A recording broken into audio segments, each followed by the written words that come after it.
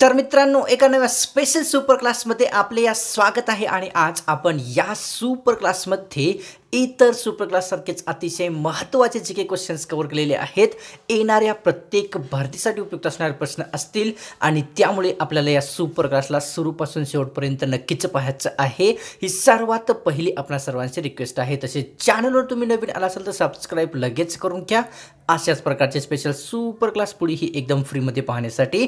तर या सुपर क्लासला सुरुवात करूया आणि सर्वात पहिला प्रश्न पाहूया. प्रश्न आपल्यासमोर असा आहे, कोरोना व्हायरस प्रामुख्याने कोणत्या अवयवावर प्रहार करत असतो? कोरोना व्हायरस हा प्रामुख्याने कोणत्या अवयवावर प्रहार करत असतो? ऑप्शन क्रमांक 4 योग्य राहील. कोरोना व्हायरस जो आहे प्रामुख्याने शरीरातील फुफ्फुस या अवयवावर एक प्रहार करत असतो. पुढचा प्रश्न, या ठिकाणी संविधानाची मूळ प्रत कशाने भरलेल्या काचेच्या पेटीमध्ये ठेवण्यात आलेली आहे? संविधानाची मूळ प्रत ही कशाने भरलेल्या काचेच्या पेटीमध्ये ठेवण्यात आलेली आहे? ऑप्शन क्रमांक 2 योग्य राहील मित्रांनो. निमॉनियाने भरलेल्या काचेच्या पेटीमध्ये संविधानाची मूळ प्रत एक ठेवण्यात आलेली आहे. पुढचा प्रश्न, आशिया खंडातील पहिली सौर ऊर्जेवर चालणारी कापड गिरणी कोणत्या ठिकाणी एक सुरू करण्यात किंवा स्थापन करण्यात आलेली आहे? आशिया खंडातील पहिली सौर ऊर्जेवर चालणारी कापड गिरणी कोणत्या ठिकाणी स्थापन केलेली आहे? ऑप्शन क्रमांक 1 योग्य राहील. परभणी या जिल्ह्यामध्ये आशिया खंडातील पहिली सौर ऊर्जेवर चालणारी कापड गिरणी एक स्थापन केलेली आहे. पुढचा प्रश्न, या ठिकाणी दवाखाना हा विषय खालीलपैकी कोणत्या सूचीमध्ये आहे ते सांगायचं आहे. दवाखाना हा विषय खालीलपैकी कोणत्या सूचीमध्ये एक समाविष्ट केलेला आहे? ऑप्शन क्रमांक 2 योग्य राहील मित्रांनो. दवाखाना हा जो विषय आहे तो एक राज्य सूचीमध्ये समाविष्ट करण्यात आलेला आहे. पुढचा प्रश्न, ग्रामपंचायतीचे प्रभाग जाहीर करण्याचा अधिकार खालीलपैकी कोणत्या व्यक्तींना आहे? ग्रामपंचायतीचे प्रभाग जाहीर करण्याचा अधिकार हा खालीलपैकी कोणत्या व्यक्तीला आहे? ऑप्शन क्रमांक 1 योग्य राहील. तहसीलदार यांच्या कडे जे आहे ग्रामपंचायतीचे प्रभाग जाहीर करण्याचा एक अधिकार देण्यात आलेला आहे. पाहूया पुढचा प्रश्न या ठिकाणी काय आहे. पंचायत राजमध्ये अगदी तळाशी असलेली संस्था खालीलपैकी कोणती आहे ते सांगायचं आहे मित्रांनो. पंचायत राजमध्ये अगदी तळाशी असलेली संस्था खालीलपैकी कोणती आहे? ऑप्शन क्रमांक या ठिकाणी 2 योग्य राहील. ग्रामपंचायतीची संस्था आहे पंचायत राजमधील सर्वात तळाशी असलेली एक संस्था बनलेली आहे. पुढचा प्रश्न, ग्रामसभेचे अध्यक्षस्थान कोणती व्यक्ती भूषवत असतो? ग्रामपंचायतीचे अध्यक्षस्थान हे खालीलपैकी कोणती एक व्यक्ती भूषवत असतो? ऑप्शन क्रमांक 1 योग्य राहील. सरपंच हा जो व्यक्ती आहे ग्रामसभेचे अध्यक्षस्थान भूषवणारी एक व्यक्ती बनलेली आहे. पुढचा प्रश्न पाहूया. भारतातील बिहार या राज्याची राजधानी खालीलपैकी कोणती आहे? भारतातील बिहार या राज्याची राजधानी खालीलपैकी एक कोणती आहे? आणि या सोप्याशा प्रश्नाचं उत्तर मित्रांनो आपल्याला कॉमेंट करून नक्की सांगायचं आहे.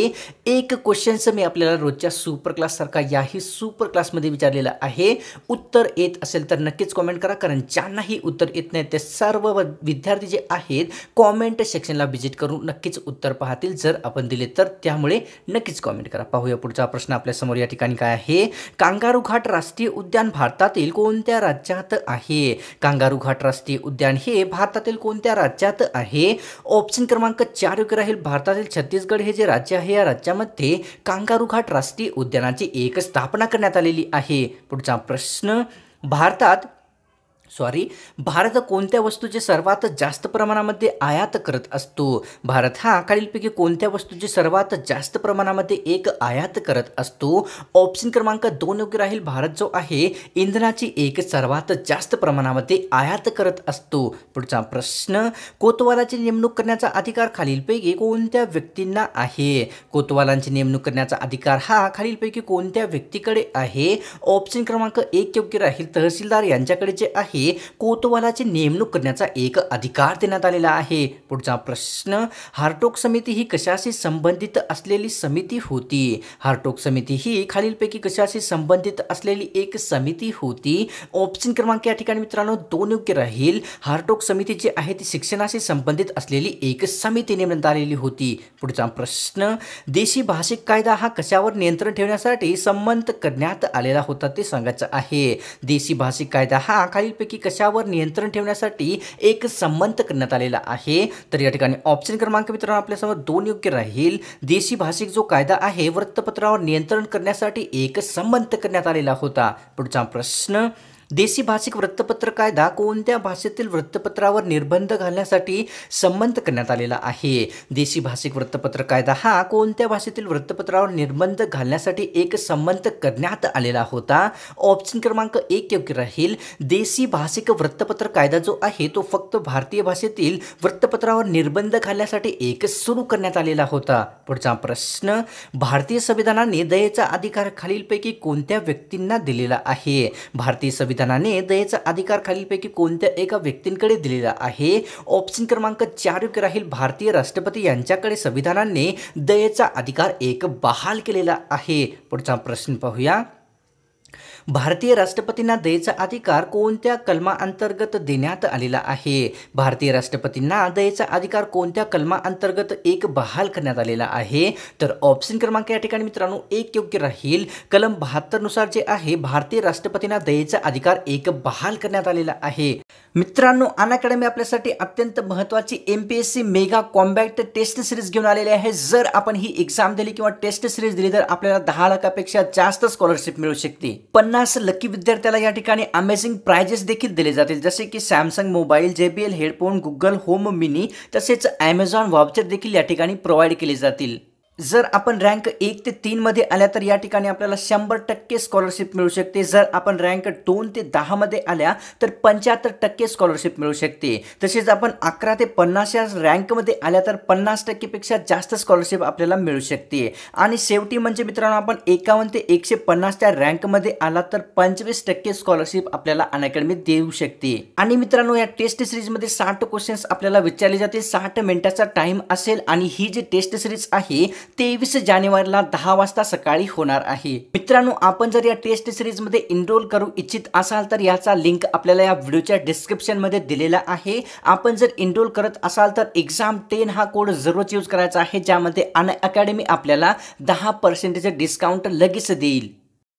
पुढचा प्रश्न, या ठिकाणी महाराष्ट्रामध्ये शिक्षक अकॅडमी कोणत्या शहरात स्थापन करण्यात आलेली आहे? महाराष्ट्रामध्ये शिक्षक अकॅडमी कोणत्या शहरामध्ये स्थापन करण्यात आलेली आहे? ऑप्शन क्रमांक 1 योग्य राहील. महाराष्ट्रातील पुणे हे जे जिल्हा किंवा शहर आहे या शहरामध्ये शिक्षक अकॅडमीची एक स्थापना करण्यात आलेली आहे. पुढचा प्रश्न, शिक्षक अकादमी कोणाला प्रशिक्षण देण्यासाठी सुरुवात करण्यात आलेली आहे? शिक्षक अकादमी ही कोणाला प्रशिक्षण देण्यासाठी एक सुरुवात करण्यात आलेली आहे? ऑप्शन क्रमांक 2 योग्य राहील मित्रांनो. शिक्षक अकादमी जी आहे ती शिक्षकांना एक प्रशिक्षण देण्यासाठी सुरुवात केलेली आहे. पुढचा प्रश्न, भगवद्गीतेचा अनुवाद सर्वप्रथम कोणत्या भाषेमध्ये करण्यात आला होता ते सांगायचं आहे? भगवद्गीतेचा सर्वप्रथम अनुवाद हा कोणत्या भाषेमध्ये करण्यात आलेला होता? तर ऑप्शन क्रमांक 2 योग्य राहील मित्रांनो. भगवद्गीतेचा जो सर्वप्रथम अनुवाद होता ते एक इंग्रजी भाषेमध्ये करण्यात आलेला होता. पुढचा प्रश्न, भगवद्गीतेचा अनुवाद इंग्रजीमध्ये जेव्हा केला त्यावेळेस भारताचे व्हॉइसरॉय कोणती व्यक्ती होते ते सांगायचं आहे? भगवद्गीतेचा अनुवाद ज्यावेळेस इंग्रजीमध्ये केला त्यावेळेस भारताचे व्हॉइसरॉय कोणती एक व्यक्ती होते? तर ऑप्शन क्रमांक 4 योग्य राहील. ज्यावेळेस भगवद्गीतेचा अनुवाद इंग्रजीमध्ये केला होता त्यावेळेस भारताचे लॉर्ड कॉर्नवॉलिस हे एक व्हॉइसरॉय बनलेले होते. पुढचा प्रश्न, विजय मराठा या वृत्तपत्रास कोणत्या व्यक्तींनी आर्थिक मदत केलेली आहे ते सांगायचं आहे? विजय मराठा या वृत्तपत्रास कोणत्या व्यक्तींनी एक आर्थिक मदत केलेली होती? ऑप्शन क्रमांक 3 योग्य राहील. शाहू महाराज यांनी जे आहे विजय मराठा या वृत्तपत्रास एक आर्थिक मदत केलेली होती. पुढचा प्रश्न, पाण्यातील मासे कशाच्या सहाय्याने शोषण करत असतात ते सांगायचं आहे? पाण्यातील मासे हे खालीलपैकी कशाच्या सहाय्याने श्वसन करत असतात? तर ऑप्शन क्रमांक या ठिकाणी मित्रांनो 4 योग्य राहील. मासे जे आहे ते कल्याणच्या सहाय्याने एक श्वसन करत असतात. पुढचा प्रश्न पाहूया आपल्यासमोर काय आहे. बंगालच्या फाळणीचा जबाबदार असणारा खालीलपैकी कोणता गव्हर्नर आहे ते सांगायचं आहे मित्रांनो. बंगालच्या फाळणीचा जबाबदार असणारा खालीलपैकी कोणता एक गव्हर्नर आहे? तर ऑप्शन क्रमांक 1 योग्य राहील. लॉर्ड कर्झन हा जो गव्हर्नर व्यक्ती आहे बंगालच्या फाळणीचा जबाबदार असणारा एक व्यक्ती बनलेला आहे. तर पाहूया पुढचा प्रश्न आपल्यासमोर काय आहे. मुळामुठा या नदींच्या काठी कोणते एक शहर वसलेले आहे? मुळामुठा या नदींच्या काठी खालीलपैकी कोणते एक शहर वसलेले आहे? तर ऑप्शन क्रमांक 1 योग्य राहील मित्रांनो. पुणे जे हे शहर आहे मुळामुठा नदीच्या काठीवर वसलेले एक शहर बनलेले आहे. पुढचा प्रश्न, दूषित पाण्यात चालल्यामुळे खालीलपैकी कोणता रोग होत असतो? दूषित पाण्यात चालल्यामुळे खालीलपैकी कोणता एक रोग होत असतो? तर ऑप्शन क्रमांक 4 योग्य राहील मित्रांनो. दूषित पाण्यामध्ये चालल्यामुळे लेप्टोस्पायरोसिस हा नावाचा एक रोग होत असतो. पुढचा प्रश्न, या ठिकाणी लोकलेखा समितीचा कार्यकाल एकूण किती वर्षाचा असतो? लोकलेखा समितीचा कार्यकाल हा एकूण किती वर्षाचा असतो? ऑप्शन क्रमांक 1 योग्य राहील. लोकलेखा समितीचा जो कार्यकाल आहे तो फक्त आणि फक्त 1 वर्षाचा ठेवण्यात आलेला असतो. पुढचा प्रश्न, या ठिकाणी अगरबत्ती तयार करण्यासाठी खालीलपैकी कोणत्या वृक्षाचा उपयोग केला जात असतो? अगरबत्ती तयार करण्यासाठी हा खालीलपैकी कोणत्या एका वृक्षाचा उपयोग करण्यात येत असतो? ऑप्शन क्रमांक 1 योग्य राहील मित्रांनो. अगरबत्ती तयार करण्यासाठी जे आहे चंदन या वृक्षाचा एक उपयोग केला जात असतो.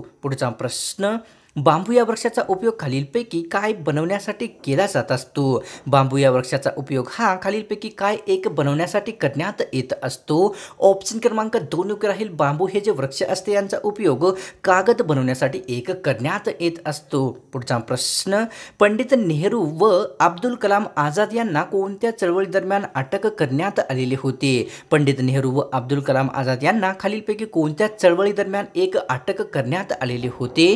तर ऑप्शन क्रमांक 1 योग्य राहील. चले जाव चळवळी दरम्यान जे आहे पंडित नेहरू व अब्दुल कलाम आझाद यांना एक अटक करण्यात आलेली होती. पुढचा प्रश्न, पंडित नेहरू व अब्दुल कलाम आझाद यांना कोणत्या तुरुंगात ठेवण्यात आलेले होते? पंडित नेहरू व अब्दुल कलाम आझाद यांना खालीलपैकी कोणत्या तुरुंगामध्ये एक ठेवण्यात आलेले होते? ऑप्शन क्रमांक या ठिकाणी 4 योग्य राहील. अहमदनगरचा किल्ला या तुरुंगामध्ये पंडित नेहरू तसेच अब्दुल कलाम आझाद यांना एक ठेवण्यात आलेले होते. पुढचा प्रश्न, महाबळेश्वर या ठिकाणी एकूण किती नद्यांचा संगम झालेला आहे? महाबळेश्वर या ठिकाणी खालीलपैकी एकूण किती नद्यांचा संगम झालेला आहे? ऑप्शन क्रमांक 2 योग्य राहील. महाबळेश्वर या ठिकाणी एकूण 5 नद्यांचा संगम झालेला आहे. पुढचा प्रश्न पाहूया, या ठिकाणी काय आहे?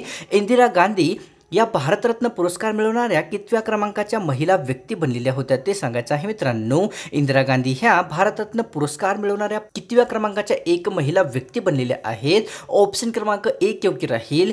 इंदिरा गांधी हे जे महिला व्यक्ती आहेत भारतरत्न मिळवणाऱ्या पहिल्या क्रमांकाच्या भारतातील एक महिला व्यक्ती बनलेल्या आहेत. पुढचा प्रश्न, या ठिकाणी धमन्यांमध्ये रक्तदाब शरीरापेक्षा कशा प्रकारचा असतो ते सांगायचं आहे. धमन्यांमध्ये रक्तदाब हा शरीरापेक्षा कशा प्रकारचा असतो ते सांगायचं आहे. ऑप्शन क्रमांक 1 योग्य राहील. धमन्यांमध्ये जे रक्तदाब असतो ते शरीरापेक्षा एक जास्त प्रमाणामध्ये असतो. हायड्राजिरम हे खालीलपैकी कशाचे एक लॅटिन नाव आहे ते सांगायचं आहे मित्रांनो. हायड्राजिरम हे खालीलपैकी कशाचे एक लॅटिन नाव आहे? ऑप्शन क्रमांक 3 योग्य राहील. हायड्राजिरम हे जे नाव आहे ते लॅटिन जे आहे ते पारा या धातूचे एक लॅटिन नाव बनलेले आहे. पुढचा प्रश्न, या ठिकाणी गव्हावरील तांबेरा हा रोग पडण्यास खालीलपैकी कोण कारणीभूत असते ते सांगायचं आहे.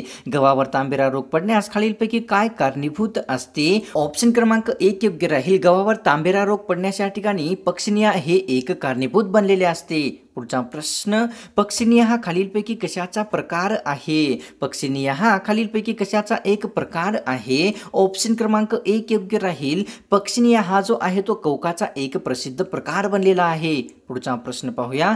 कोणत्या कालखंडामध्ये जिल्ह्याला सरकार असे संबोधले जात असे? खालीलपैकी कोणत्या कालखंडामध्ये जिल्ह्याला सरकार असे संबोधले जात असे? ऑप्शन क्रमांक 1 योग्य राहील. मोगल कालखंडामध्ये जिल्ह्याला सरकार असे एक संबोधण्यात येत असे. पुढचा प्रश्न, घटक राज्यांचा संचित निधी सुरक्षित ठेवण्याचा अधिकार कोणत्या व्यक्तीला देण्यात आलेला आहे? घटक राज्यांचा संचित निधी सुरक्षित ठेवण्याचा अधिकार कोणाला देण्यात आलेला आहे? ऑप्शन क्रमांक 1 योग्य राहील.